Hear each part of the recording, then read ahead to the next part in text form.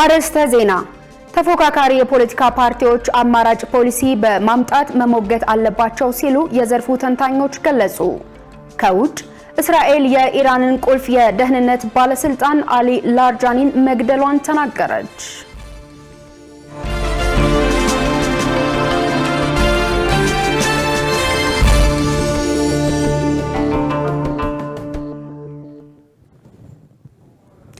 ሰላም ጤና ይስጥልን ተመልካቾቻችን፣ ከኢሳት ነፃ የህዝብ ሚዲያ የሰዓቱን ዜናዎች ይዘንላችሁ ቀርበናል። ከዘገባዎቹ ጋር እኔ ገነት ዘዘውና ለምልክት ቋንቋው ደግሞ ዳዊት ጎሳኤ አብረናችኋለን። አሁን ደግሞ ቀዳሚው ወዳረግነው ዜና ተሻገርን። በኢትዮጵያ በየዓመቱ ከ6000 በላይ ሰዎች በአንጀት ካንሰር እንደሚያዙ የጤና ሚኒስቴር አስታወቀ። በተያያዘ የአንጀት ካንሰር የህብረተሰብ የጤና ችግር እየሆነና ከጊዜ ወደ ጊዜ እየጨመረ መምጣቱን ሚኒስቴሩ ገልጿል። የዚህን ዜና ዝርዝር መሳይ ገዛኸኝ እንደሚከተለው ታቀርበዋለች።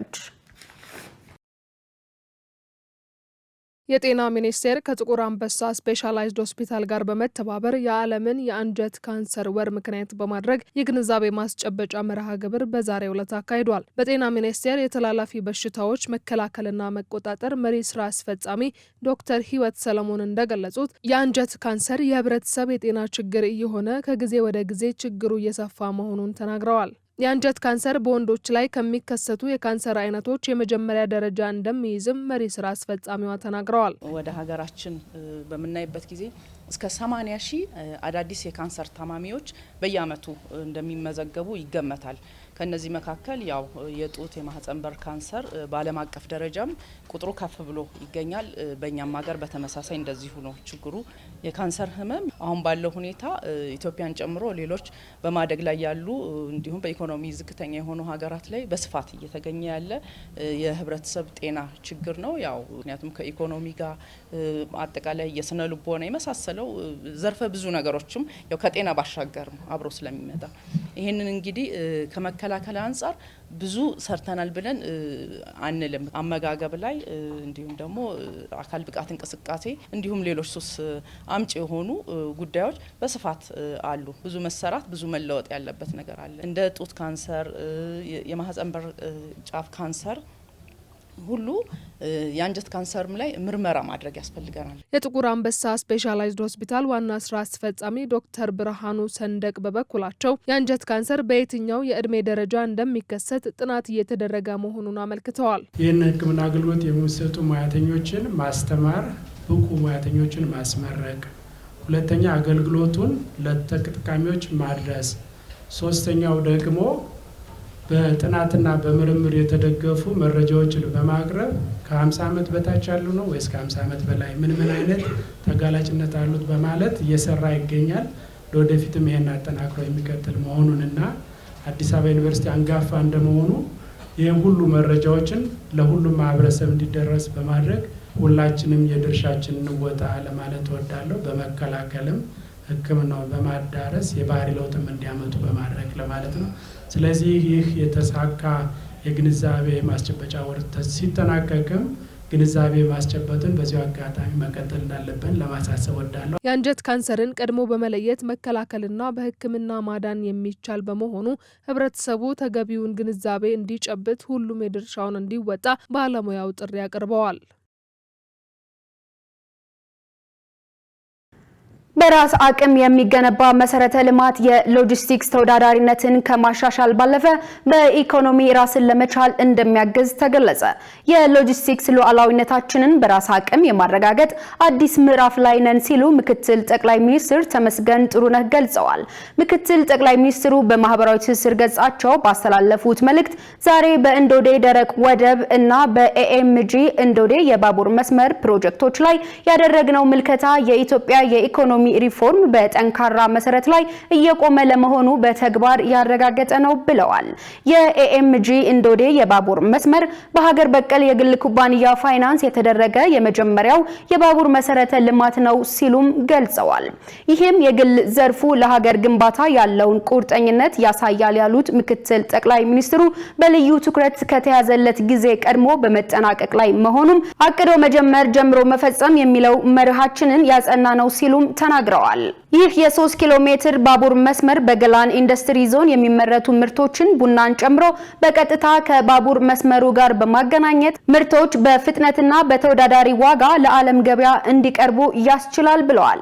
የእንዶዴ ደረቅ ወደብ ማስፋፊያ የኮንቴነር ማከማቻ አቅምን በ5 እጥፍ ሲያሳድግ የጭነት የማውረድና የመጫኛን ጊዜ ከ10 ሰዓት ወደ 2 ሰዓት ዝቅ በማድረግ የንግድ ስርዓታችንን ያዘምናል፣ ፈጣን የሎጂስቲክስ አገልግሎትን ይፈጥራል ነው ያሉት በመልእክታቸው። እነዚህ በራስ አቅም የሚገነቡ መሰረተ ልማቶች የሎጂስቲክስ ተወዳዳሪነታችንን ከማሻሻል ባለፈ የኢኮኖሚ ሉዓላዊነታችንን ያጸናል ሲሉም ገልጸዋል። ኢትዮጵያን የአፍሪካ የንግድና የኢንዱስትሪ ማዕከል ለማድረግ የምናደርገውን ጉዞ አጠናክረን እንቀጥላለንም ብለዋል። ተፎካካሪ የፖለቲካ ፓርቲዎች አማራጭ ፖሊሲ በማምጣት መሞገት አለባቸው ሲሉ የዘርፉ ተንታኞች ገለጹ። በተያያዘም በተለያዩ የመገናኛ ብዙሃን አማራጮች የሚደረጉ የፓርቲዎች ክርክር ከስሜታዊነት የዘለሉ በሀገራዊ ጉዳዮች ላይ መሰረት ያደረጉ ሊሆኑ ይገባል ሲሉ የፖለቲካ ተንታኞች ለኢሳት ተናግረዋል። ትዕግስት ተስፋዬ ተጨማሪ አላት። የተፎካካሪ የፖለቲካ ፓርቲዎችና የገዢው የብልጽግና ፓርቲ ክርክር በተለያዩ የመገናኛ ብዙሃን መድረክ እየተደረገ ነው። ክርክሩ ከትችት ባለፈ ለኢትዮጵያ ምን ይዞ ይመጣል ሲል ኢሳት የዘርፉን ተንታኞች አነጋግሯል።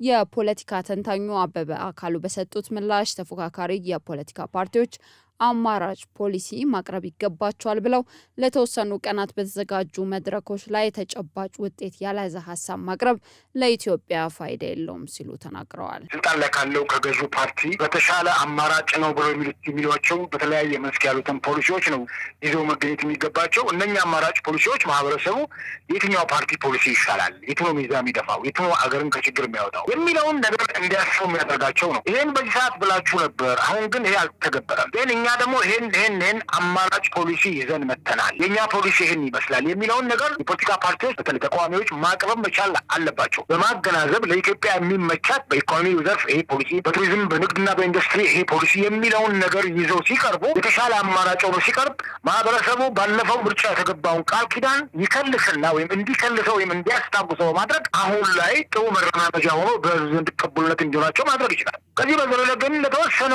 ቀናት በተዘጋጀ ፕሮግራም ብቻ ሚዲያ ላይ ወጥቶ ተጨቃጭቆ ከበድ ያሉ ቃላት ተመላልሰው ብቻ መድረክ ለቆ መውረድ ይሄ ምንድን ነው የሚፈይደው? ሌላኛው የዘርፉ ተንታኝ ኤርሚያስ ታደሰ በበኩላቸው ከፖሊሲ ከስትራቴጂና ከህጋዊ ሙግት ውጪ የሆነ ስሜታዊነት የታየበት መድረክ ነው ይላሉ። በይበልጥ የማየው ስሜታዊ የሆኑ ሴንሴሽናል የሆኑ የክርክር አካሄዶች ናቸው የሚስተዋሉት። ከፖሊሲ ከስትራቴጂ ከህጋዊ ሙግቶች ውጪ ሆኑ ወይም ደግሞ የኢኮኖሚያዊ፣ ማህበራዊ፣ ሃይማኖታዊ፣ የፍትህ ጉዳዮች፣ የመልካም አስተዳደር፣ የልማት፣ የእኩልነት፣ የስርዓተ ጾታ የመሳሰሉ ጉዳዮች ከመነሳት ይልቅ በዛ ጉዳይ ላይ ፓርቲዎቹ ያላቸውን ፖሊሲ ስትራቴጂ ከዚህኛው መንግስት የተሻለ አማራጫቸውን ከማሳየት ይልቅ ሴንሴሽናል የሆኑ ወይም ደግሞ ስሜት ላይ ያተኮሩ የሙግት አካሄዶች አስተውላሉ። የክርክሩን ሚዛናዊነት እንዴት ይመለከቱታል ብለን ላነሳ ነው ጥያቄ አቶ አበበ አካሉ ተከታዩን ምላሽ ሰጥተውናል። ክርክሩ ራሱ ከየሙያ ዘርፉ የተውጣጡ ሰዎች ቢሆኑ ይመረጣል። ከሙያው ጋር ግንኙነት የሌላቸው ሰዎች ከአንድ ከተዘጋጀ ፖሊሲ ጋር ምንም አይነት የሙያ ዝምድናም የሌላቸው ሰዎች በዘፈቀደ ቀርበው ጭምር የሚያደርጉት ክርክር በጣም ነው የሚያስገርመው። አፍንጫ አይን አይሆንም፣ ጥርስ ጆሮ አይሆንም። እንዲህ አይነት ነገሮችን እናያለንና ብዙ ጊዜ ተፎካካሪ ፓርቲዎችም በሙያተኞች የሚመሩ ወይም በአንድ የክርክር መድረክ ላይ በአንድ ጉዳይ ላይ የሚነሳውን የዛ ጉዳይ ባለቤት በሆኑ ሰዎች ቢመራ ወይም በዛ መልኩ ቢቀርብ የተሻለ ነው የሚሆነውና አንዳንዴ ያለ ፊልዱ የሚቀርቡ ነገሮች ምን ያክል ለመመለስ እንኳን እስከሚያዳግታቸው ድረስ ሲንተባተቡ አንዳንዶቹ ይታያልና ፓርቲዎች ከምን ጊዜውም በላይ ራሳቸውን አጠንክረው መቅረብ ነበረባቸው። ከአምናው የበለጠ እየወረደ ነው የመጣው ክርክሩም። በቀጣይ የኢትዮጵያ ብሔራዊ ምርጫ ቦርድ በሚያወጣው የጊዜ ሰሌዳና በሚያዘጋጀው የክርክር ሀሳብ ላይ ፓርቲዎች እንደሚከራከሩ ይጠበቃል።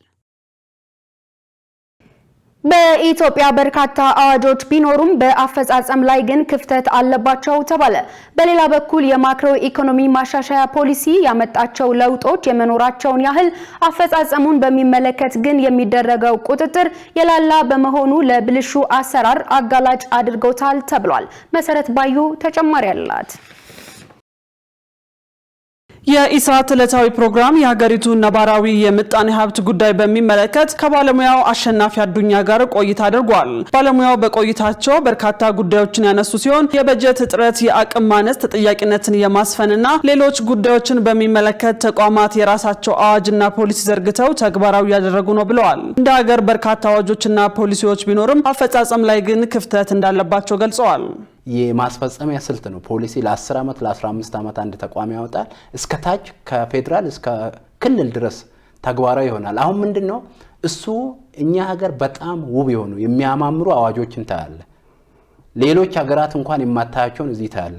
ግን ትግበራው ላይ ነው ችግሩ። አሁን አፈጻጸም ላይ ነው ችግሩ። አፈጻጸም ደግሞ ማንሳት የለብንም ነው ህዝቡ የሚያነሳው ይሄ ነው። ማን ይፈጽማል ነው? ፖሊሲ ያወጣ፣ አዋጅ ያወጣ፣ ደንብ ያወጣ ማን ነው የሚያስፈጽመው? መቀመጡ ብቻ ችግር የለም። የምጣኔ ሀብት ባለሙያው አያይዘውም የማክሮ ኢኮኖሚ ማሻሻያው ተግባራዊ ከተደረገ በኋላ በርካታ ለውጦች መምጣታቸውን ገልጸው አፈጻጸሙ ላይ የሚታዩ ክፍተቶችን በሚመለከት ግን የሚደረገው ቁጥጥር የላላ ነው ብለዋል።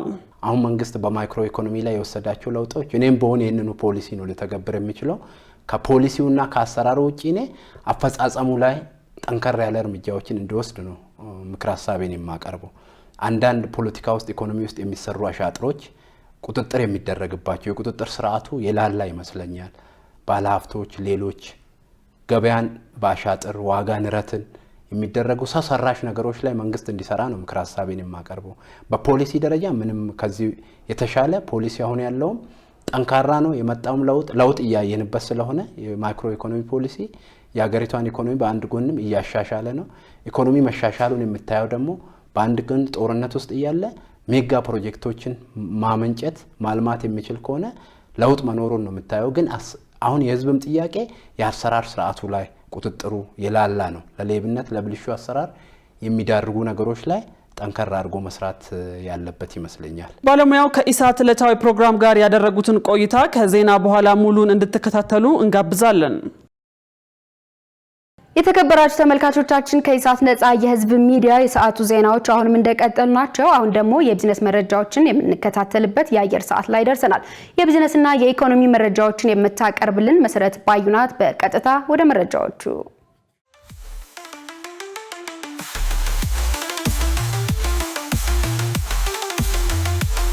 ሰላም ጤና ይስጥልን ውድ ተመልካቾቻችን፣ ከኢሳት ነጻ የህዝብ ሚዲያ የዕለቱን የቢዝነስና የኢኮኖሚ ዜናዎች ይዤላችሁ ቀርቤያለሁ። ከዜናዎቹ ጋር መሰረት ባዩ ነኝ። አብራችሁን ቆዩ።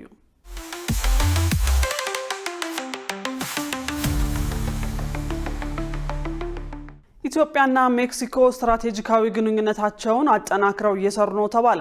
ኢትዮጵያና ሜክሲኮ በግብርናና በኢንዱስትሪ ዘርፎች ያላቸውን ስትራቴጂካዊ ግንኙነት አጠናክረው እየሰሩ መሆኑን በኢትዮጵያ የሜክሲኮ አምባሳደርና በአፍሪካ ህብረት የሜክሲኮ ቋሚ ታዛቢ አሌሃንድሮ ኢቭስ ኤስቲቪል ካስትሮ አስታወቁ።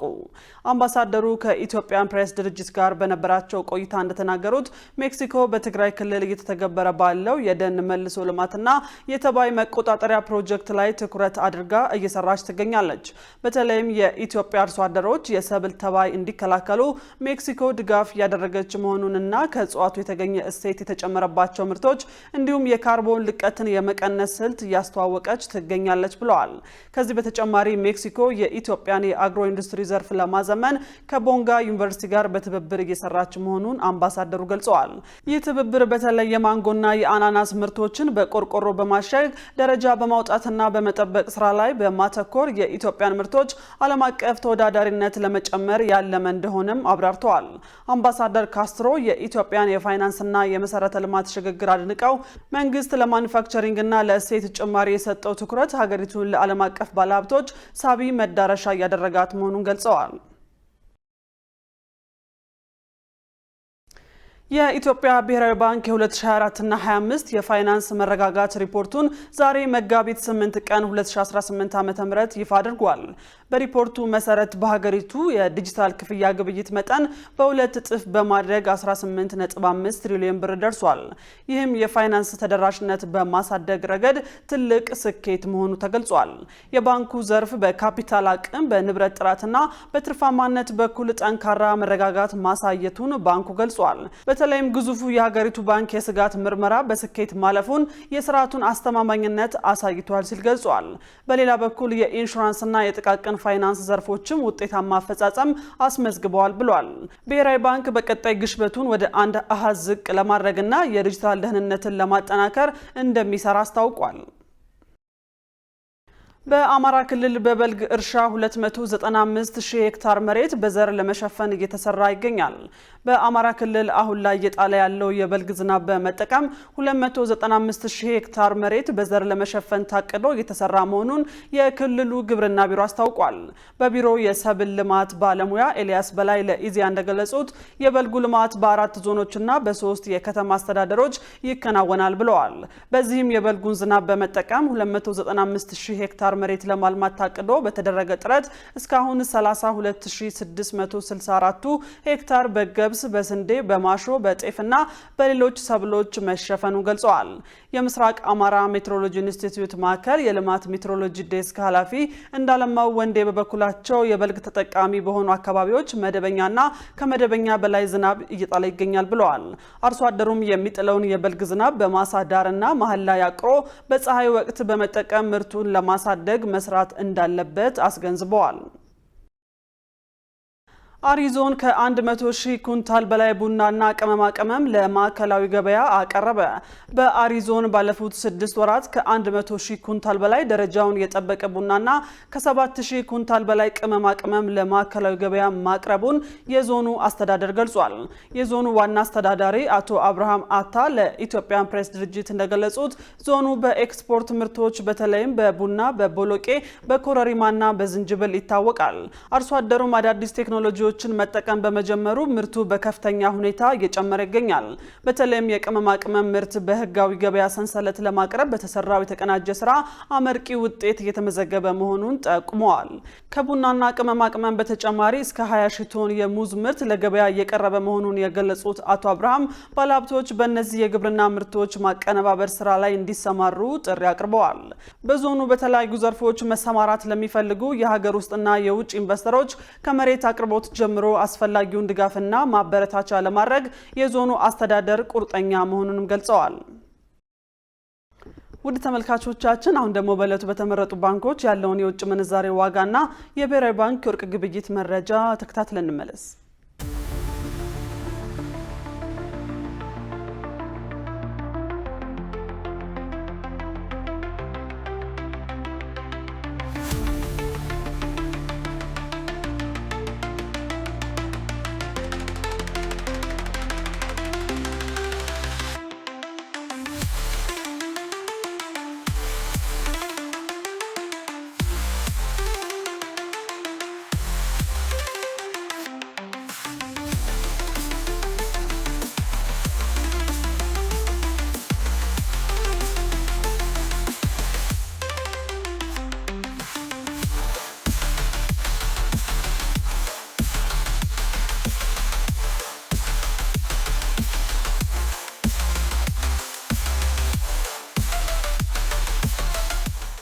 ውድ ተመልካቾቻችን ለዕለቱ ያዝናቸው የቢዝነስና የኢኮኖሚ ዜናዎች በዚሁ ተጠናቀዋል። ወደ ቀሪዎቹ ዜናዎች እንመለስ።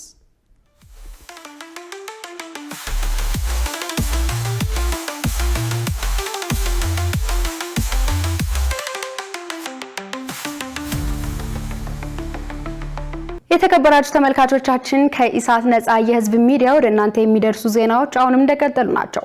አሁን ደግሞ ወደ ውጭ ዜና ተሻገርን። የፕሬስ ክትትልና የህግ ቡድን የፈጥኖ ደራሹ ኃይል ሴት ጋዜጠኞችንና አክቲቪስቶችን እንዲፈታ ጠየቁ።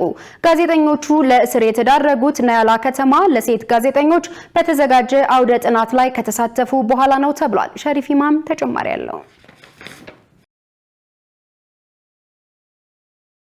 ዓለም አቀፍ የሚዲያ ክትትል ባለሙያዎችና የሱዳን የህግ ድጋፍ ቡድን ሰኞ ዕለት በደቡብ ዳርፉር የታሰሩ ሴት ጋዜጠኞችና አክቲቪስቶች በአስቸኳይ እንዲፈቱ ጥሪ አቅርበዋል።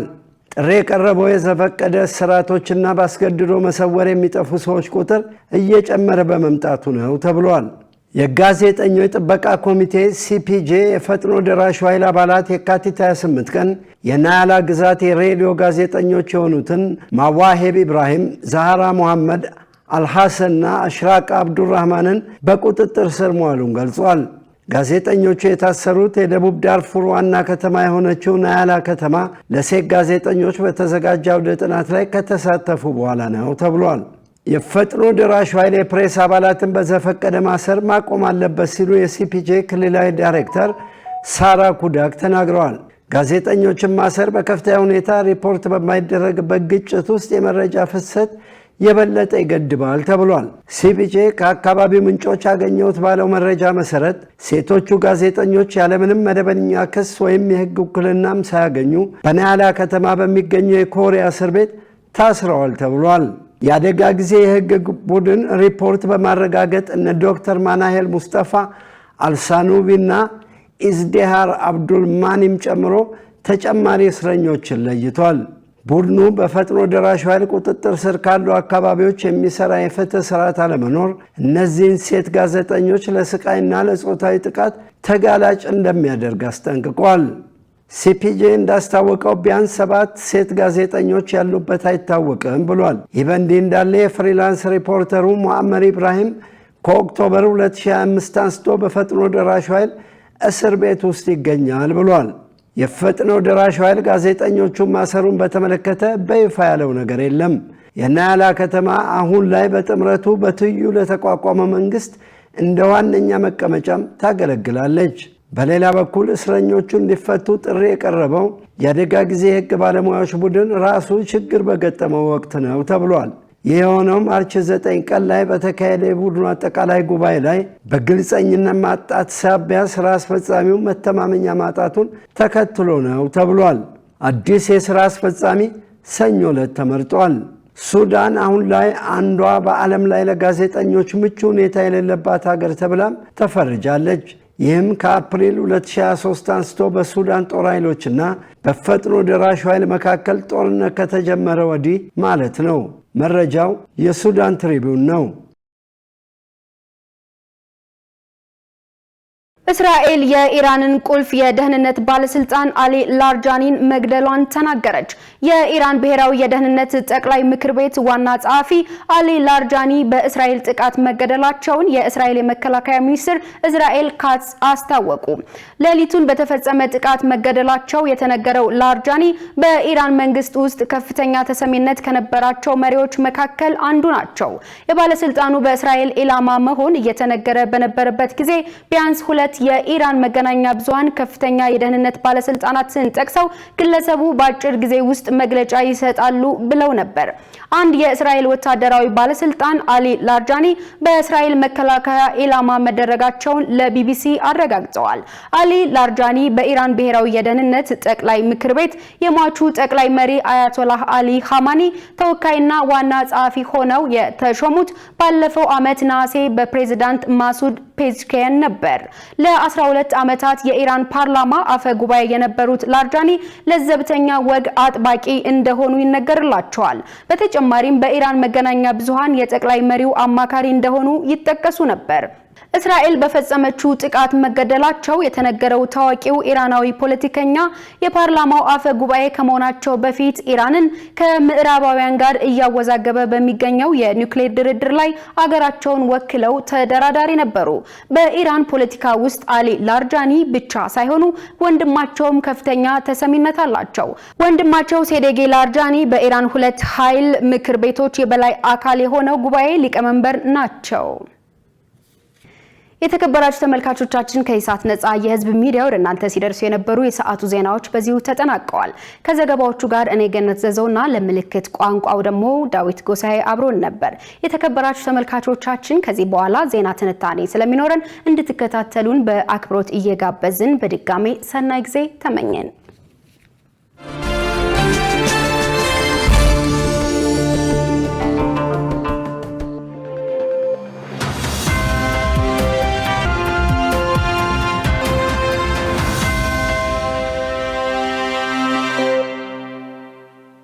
አሜሪካና እስራኤል በኢራን ላይ የከፈቱት ጦርነት ኢራንም እየወሰደች ያለችው የአጸፋ ጥቃት የአፍሪካን አህጉር በእጅጉ አሳስቧል። ይህንን ያሉት የአፍሪካ ህብረት ኮሚሽን ሊቀመንበር መሐሙድ አሊ ዩሱፍ ናቸው። በተለይ የነዳጅ ዋጋ በእጅጉ ማሻቀብ በአህጉሪቱ ላይ ከፍተኛ ጉዳት ያደርሳል ነው ያሉት ሊቀመንበሩ። በጉዳዩ ላይ ትንታኔ ይዘናል፣ እንደሚከተለው ይቀርባል።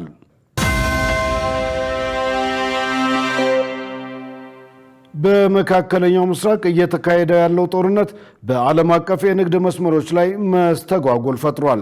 አንዳንድ ሀገራት ለገበያ የሚያቀርቡት የነዳጅ መጠን እንዲቀንስም ምክንያት ሆኗል። የአፍሪካ ህብረት ኮሚሽን ሊቀመንበር መሐሙድ አሊ ዩሱፍ ለዶይቼ ቬለ እንደገለጹት ይህ የነዳጅ ገበያ መዛባት በአህጉሪቱ ላይ ትልቅ ጉዳት ያስከትላል። በከፍተኛ ፍጥነት ከሚጨምረው የነዳጅ ዋጋ ንረት ጋር ተያይዞ ሁኔታው በሀገራት ላይ አጥፊ ውጤት ያስከትላል በማለት አስረድተዋል። የንግድ መርከቦች ከስዊዝ ቦይ ይልቅ በአፍሪካ ወደሚገኘው ኬፕ ኦፍ ጉድ ሆፕ ለመሄድ ይገደዳሉ። ይህም የመጓጓዣ ወጪ ይጨምራል። ይሄ ደግሞ በነዳጅና በሌሎች ሸቀጦች የዋጋ ጭማሪ ያስከትላል። ጦርነቱ በውጭ ሀገር ተቀጥረው ለሚሰሩ አፍሪካውያንም የኢኮኖሚ መዘዝ አለው።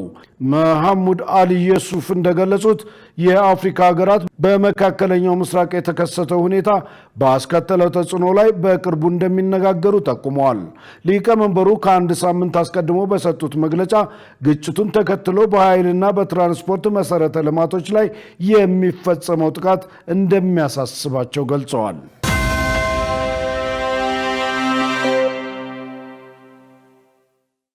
ዩናይትድ ስቴትስ እና እስራኤል በኢራን ላይ በከፈቱት ጥቃትና ኢራንም እየወሰደች ባለችው የአጸፋ እርምጃ ምክንያት የተፈጠረውን ስጋት ተከትሎ ከአፍሪካ ሀገራት የተሰማው ምላሽ የተበታተነ ነው።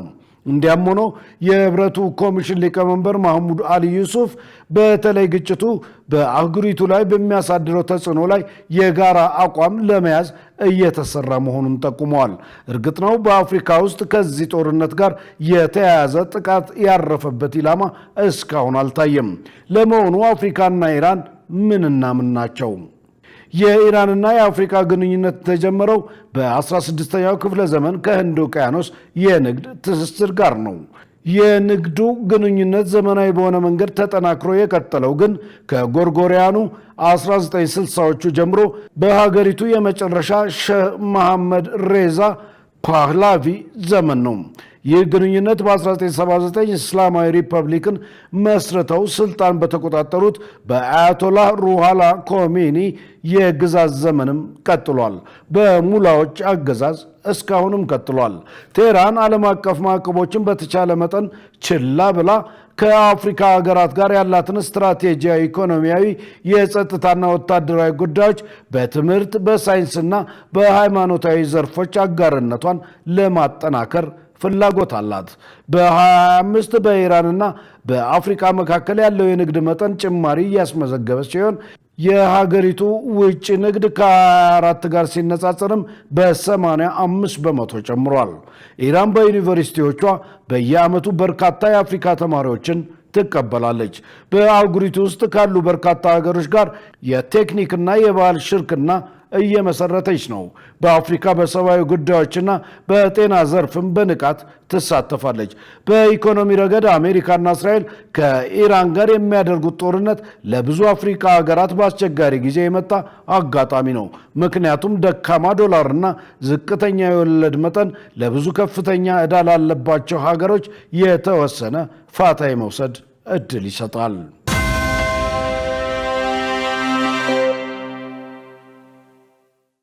ከኢኮኖሚ አንጻር የሆርሙዝ ሰርጥ በዓለም ገበያ ከሚሸጠው የአፈር ማዳበሪያ እስከ 30 በመቶ ወይም 16 ሚሊዮን ቶን የሚጓጓዝበት እንደሆነ የሚታወቅ ሲሆን የዓለማችን 20 በመቶ የነዳጅ ግብይትም በዚሁ መስመር ይተላለፋል። የጦርነቱ ተጽዕኖ በስሱም ቢሆን በአፍሪካ ሀገራት ላይ ተጽዕኖ ማሳደሩ አልቀረም። ለምሳሌ በናይጄሪያ የአካባቢው መገናኛ ብዙሃን እንደዘገቡት የነዳጅ ዋጋ በዚህ ሳምንት በ11 በመቶ ግድም ጨምሯል። ተንታኞች በውጭ ሀገር ተቀጥረው ለሚሰሩ አፍሪካውያንም የኢኮኖሚ ጉዳት እንዳለው ያስጠነቅቃሉ። ይህንኑ ለማመልከት በባህረ ሰላጤው ሀገራት ውስጥ ከሚሰሩ ከ400 ሺህ በላይ ኬንያውያን መኖራቸውን እንደ ምሳሌ ያነሳሉ።